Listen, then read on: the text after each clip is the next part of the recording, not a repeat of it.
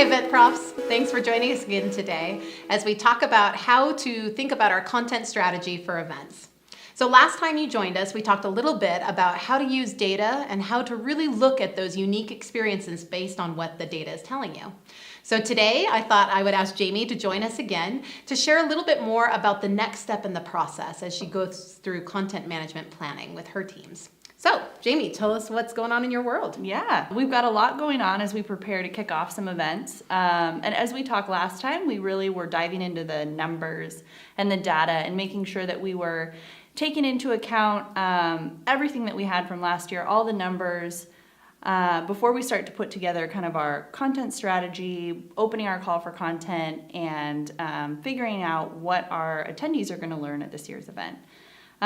So some things that we do after we gather all that content, we also have to take a look at our space at the venue. We have to consider some different session types and what that mix will be. That's also part of the data analysis and diving into what types of sessions people really liked in the previous year, how attendees like learning. Depending on your audience, they may be really just, they love to sit in a room, have someone speak to them for 75 minutes, or they may want much more interactive or shorter bite-sized sessions. So we kind of have to figure out what that mix is of different session types, take into account the space that we have at the venue, and start to figure out how many sessions we're going to have at this year's event and what different mix of sessions those are going to be made out of. So how do you start that process? So you've got, it could be a hotel or it could be a convention center, and you've got lots of different space. Some of it combines, some of it expands. How do you go through that analysis process to begin thinking about how you could lay out that space? Yeah, well, we start with the space allocation spreadsheet. We take a look at the contract that we have from the hotel and all the space, or the convention center, all the space that we have contracted. We take a look at all the capacities, different sizes of those, and basically put it together in a spreadsheet and then start visually mapping things out. We have to take into account how large the space is. If there's a session room on one side of the building and another session room over here, and it takes 15 minutes to walk there, you have to take into account where you're plotting all of your different breakout sessions so that you're not giving attendees an experience on site that, we don't want them spending all their time walking to sessions. So it's an Excel spreadsheet where we start, and then visually starting to map things out and seeing where all of our different session rooms are. And are there any tips and tricks in terms of, when you look at a capacity spreadsheet from a venue or a hotel, oftentimes it'll have max theater capacity. Mm-hmm. But how, when you're doing that planning to sort of figure out the butts and seats number, is there any sort of math or tips or tricks of when you're looking at that number, how you get to what it would be minus the AV in the room for the session? Yeah, that changes for, the setup that you have in the room. It also may change for the vendor that you're utilizing for AV support, and what that equipment is. But we usually account for 30% of the total max capacity to be taken up by audiovisual. So if it says the theater capacity is 100, we back out 30% and hold that for AV and wait till we get our final floor plans from the AV vendor. But we usually use about 25 to 30% holding that for audiovisual equipment. Yeah, that's a great trick, because I've been in many situations where meeting planners didn't know and just planned for the max capacity and then had to really quickly figure out how to expand their space. Yeah.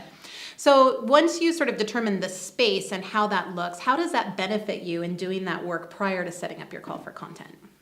Well, when we go out with our call for content, we want to be really clear with speakers or with those call for content submitters on what really we're looking for. We don't want to waste their time to put together suggestions or session ideas that we're really not focused on or looking for. So making sure that we know the number of sessions that we're looking for, the types of speakers or the topics. We really make sure we have that strategy in place so that our call for content is really specific in what we're looking for, and we're getting really valuable content through that tool. That's great. Well, everyone can use saving time. I know that's one thing that we always strive to do, is save time for our meeting planners as well as for all the people in the process that are contributing their time towards a successful content planning. So any other tips or tricks as we're thinking about getting that strategy all together so that we're ready to launch our call for content? Yeah, I think the last thing is just make sure you take the time to think everything through and really develop that strategy before you start running with things. Take the time with your content owners and all of the people that are working with you very closely on developing this content to make sure you have that strategy and structure in place. You want to make sure that you're getting valuable submissions through that call for content. So take the time, map everything out. And I think a cool thing too is be innovative. Try something new each year.